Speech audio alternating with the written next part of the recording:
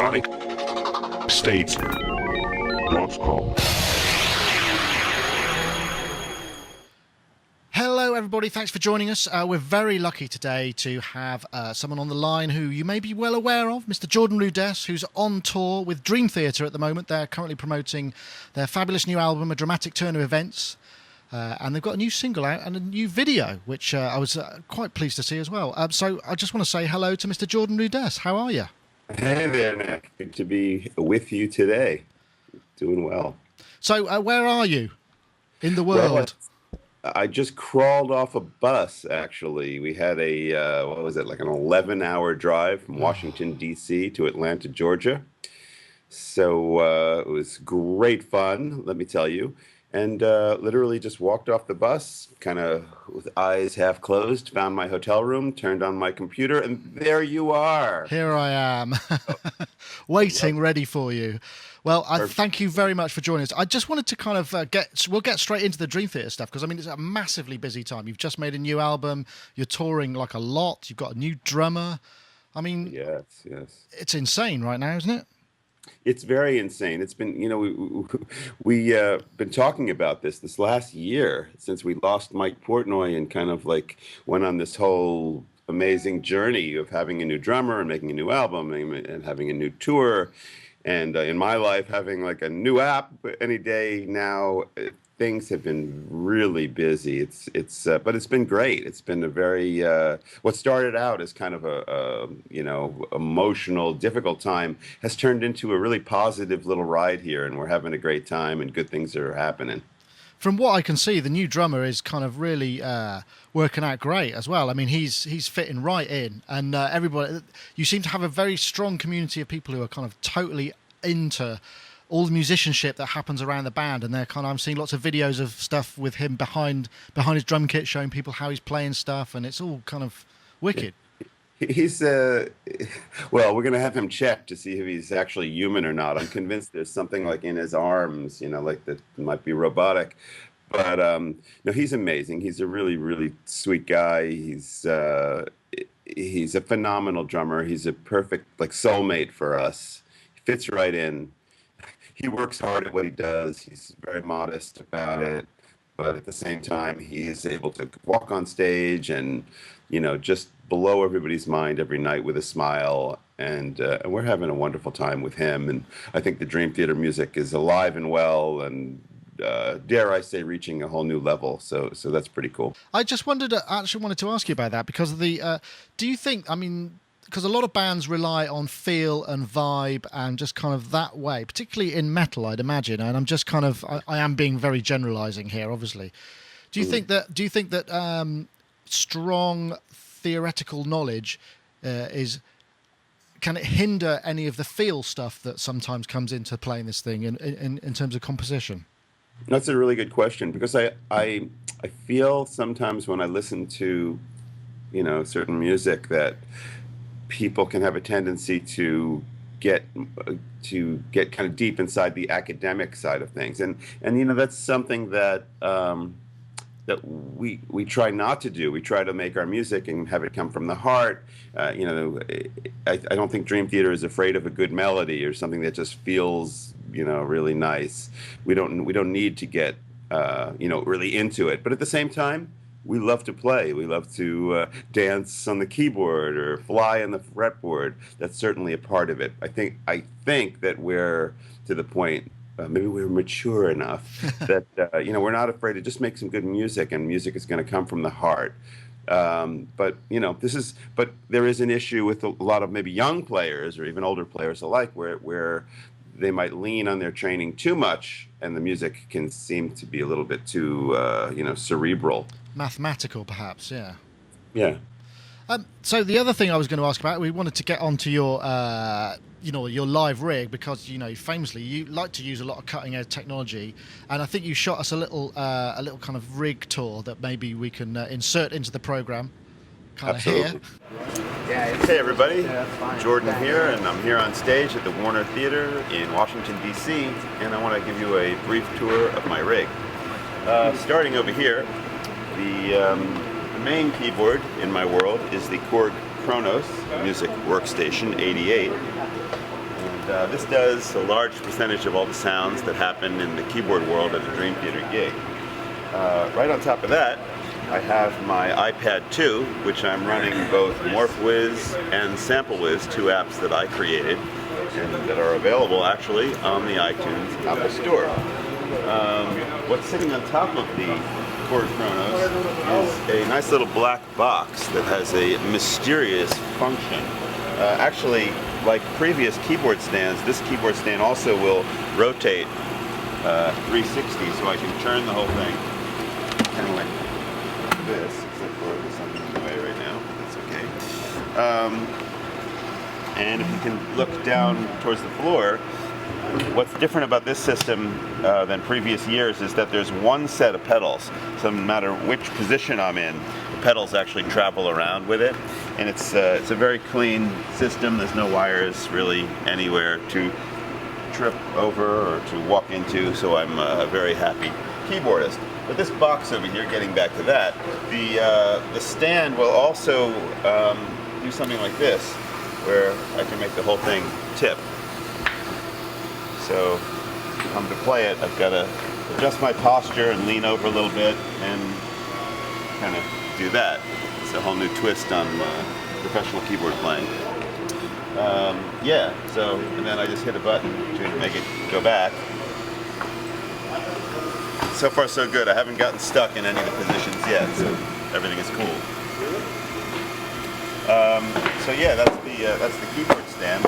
On the floor again, so I use one pedal to change my program. That's one of the big tricks, if you will. This pedal changes me through all the different combinations that I use. This I use as just mostly my sustain pedal. This changes pages on my music pad, freehand music pad, which is my little cheat sheet up here. I guess I spent too many days at Juilliard. I just like looking at notes. But anyway, so that's a nice little pedal for that.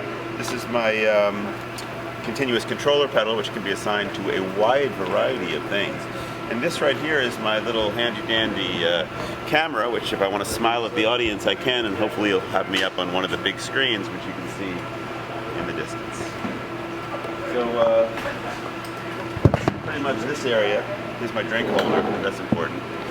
On this side of things is my industrial guitar, lap steel, which haven't been playing much on this run, but sometimes I play it a little bit. It's fun. This is my Hawken Continuum, which a lot of you out there in television land have heard of. It's one of my very cool controllers. It's kind of like a fretless instrument that you can play like in 3D. I can press into it. I can use it vertically or horizontally and get all kinds of cool stuff to happen. Closer to this area is the Marconi Harpeggi, which I'm just starting to work into my world. This is like the Chapman stick for keyboardists, and I've got this out with me because I really think that this is a wonderful instrument. It's designed very well, and it's got a really cool sound. So, and also this is on a rotating system, this whole stand, so I can move around and do all the things that you'd expect with a keyboard player in Dream Theater. So now let's take a second and look over at my rack. Hey everybody, it's Jordan here. I'm side stage with my trusted tech, Mr. Gianluca Trombetta. Give it up for the man. He is going to explain to all of you all about the rack that sits on the side of the stage that is very crucial to my world. Take it away. Cool, thanks Jordan. Alright, so this is my trustworthy rack here that's on stage right. And basically the first thing you're going to notice is you're going to see 2 Roland V-Synth XT racks. And one is being controlled by the Zen Riffer. And the bottom one is being controlled by the Continuum that Jordan showed you earlier. On the bottom here we have the Axe FX by Fractal Audio. That's the Ultra version, and that's being fed from the lap steel that we usually use once in a while. Finally, the last piece that we have is actually a new piece to our gear. It's from a company called Sescom. And the model is the IAV. What's cool about this is that this is the iPad interface that we have. Basically, it goes in VGA. The VGA is carrying the power, so it's also powering the iPad along with video and audio all in one cable. And it's actually, this is the video going straight out to Johnny's World. It's pretty cool. So you can basically see anything that's happening on the iPad along with audio and video. And that's a little tour of Jordan's World. I hope you guys enjoyed it. We'll see you guys next time. Take care. Oh, hey guys. Just hanging out at Mangini's Drum World, practicing some Sanrifer. This is the final piece of my total gear scenario. This is a custom instrument designed for me by Charles Tintindo. And yeah, it's really cool, and I can use it as a deadly weapon when I want to.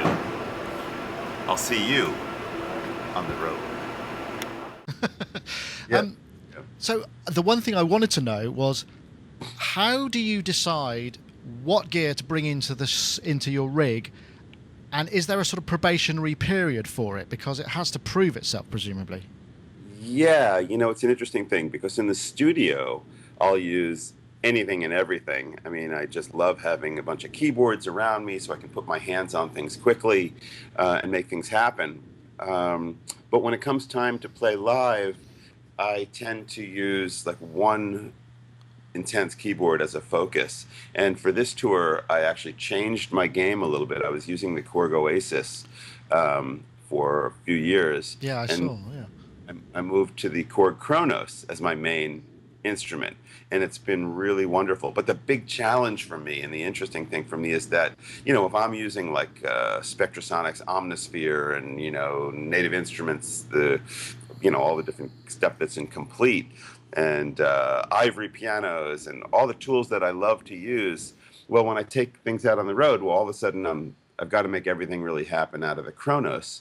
So for me, that means spending a lot of time with notes, looking back and saying, oh, okay, well, I used Alchemy or whatever on that track, and now this is Omnisphere, and this one is Contact. So I have to make everything happen on the Kronos, which is, it takes time. It's totally possible. That's why I use that instrument, because anything I can't create with the synthesis, I'll do with sampling. So, and you can do that on the Kronos at the same time. So you're not using any external computers. You're trying to do it all inside the box. Yes, I've always kind of been into that idea for many years, ever since my days working at Korg and then Kurzweil and then leaving there for my career. But I gravitate towards whatever is the most like powerful, keyboard that can get the job done. And what's so great about the Kronos is that, unlike the Oasis, whenever I play these kind of large combinations, or any combinations, could be a piano sound, could be a piano mixed with strings, mixed with voices, sound effects on my low notes, and people screaming in the top ones, if I switch from that to something else, everything remains in perfect order. Yes, it's got that overhang. That sounds a very unflattering way of it describing it, but that's kind of correct, isn't it? Yeah, it's like, I guess it's like some people call it like a patch remain, but in this case, we're doing all the effects remain and all the voices remain, and it's perfect. It really is seamless, and it makes such a difference. And what's really funny about it is that I'm so trained to all the years when I had to play a sound and then, okay, the next sound's coming, okay, switch really quick and go to the next one. That's kind of like, I've done that so many times. I'll be in the middle of a gig and I'll be like, okay, I got to make a quick switch. But the reality is I'll be holding a string pad or whatever. I can change at any point. It's not going to interrupt it in the next sound. You've got time to see some sights and have a look around and maybe do a little dance. I can browse the audience and see who's out there and what's going on. And so do you put all this stuff together yourself? I mean, or do you have like tech guys to help you kind of program it up, and then you kind of oversee the way that it's all, make sure it's just so? Well, I certainly have, tech guys that help me. When it comes time to actually doing the job, sitting in front of the Kronos, programming all the songs, that's pretty much, I'm just, piloting the craft myself. But when it comes time to like getting the sampling together and kind of like doing all the preliminary work, I definitely use my guys. In this case, I have a wonderful tech who's been my assistant. Actually, my assistant at home turned into my road tech. His name is Gianluca Trombetta. Wow, great name. He's a wonderful young guy, and he helps me a lot. So we'll just sit there in my studio at home, and we'll get brave enough to begin the process and just dive in and make this stuff happen. And now he's out with me, so he's the one who kind of takes care of my gear and makes sure that when I walk on stage, everything is really looking good and feeling right, which is awesome. So. There's one thing I was going to ask, because obviously the kind of imagery and the atmosphere around a band like yours, which is quite a lot about sort of projecting this larger than life image. I mean, it sounds like you're all sort of fairly down to earth kind of guys. I mean, you may have the odd piece of facial hair or whatever, but do you find that that your fans expect you to be more kind of wild and do crazy stuff? Do you actually have to kind of think, oh yes, I must remember to throw a TV out of the window of this hotel? That's funny. Yeah, I mean, of course, because we're a rock band and we're touring the world, I think the fans, they wonder what's really going on. And, we can play that a little bit. But, when we meet the fans, I think they realize that, hey, these are just, pretty decent guys. And, they're not throwing TVs out the window. But at the same time, we're able to go on stage and we're able to, kind of comfortably deliver the goods. I mean, we still... we're still playing our metal music. There's an element of Dream Theater that's definitely hard and metal, and there's an element that's very, technical and intense and progressive. And I don't know. I think it's possible to be a grounded, nice person and still. Oh, of course. And still, make it happen. One thing also I noticed, I was watching a couple of there's lots of great fan videos on the web, and including there was one from Athens that I was watching, and it was the introduction to the new single On the Backs of Angels, where you're playing a little bit on the iPad to begin with, but then there's right. a big guitar motif, and then there's this really sort of wild lead sound, and the guy's looking at the guitarist with the camera, and it's like, no, it's Jordan over there. Do you find that there's kind of this, because you play quite a lot of the lead stuff from what I've seen, right?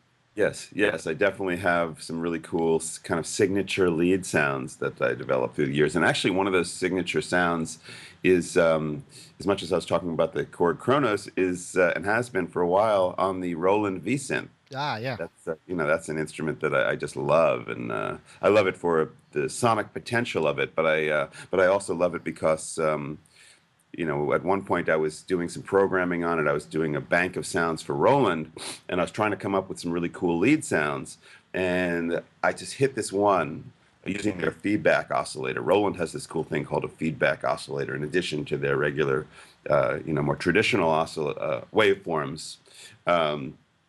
And I hit this thing, and all of a sudden I'm playing it, and I just kind of, dialed in some stuff, and I'm going, oh my God. Because, like the thing about about a guy playing a rock and roll electric guitar is that it's kind of like this, you feel like it's this wild beast, but they've got it kind of harnessed, it's in control. And if you kind of let go of the reins a little bit, maybe you start getting some feedback. So on the sound that I created and using the feedback oscillator on the V-Synth, it was this kind of thing where if I started to, use this particular controller, which in this case was the mod wheel, it sounded like, oh my God, it's losing control. Like the harmonics are coming in and it's getting so wild.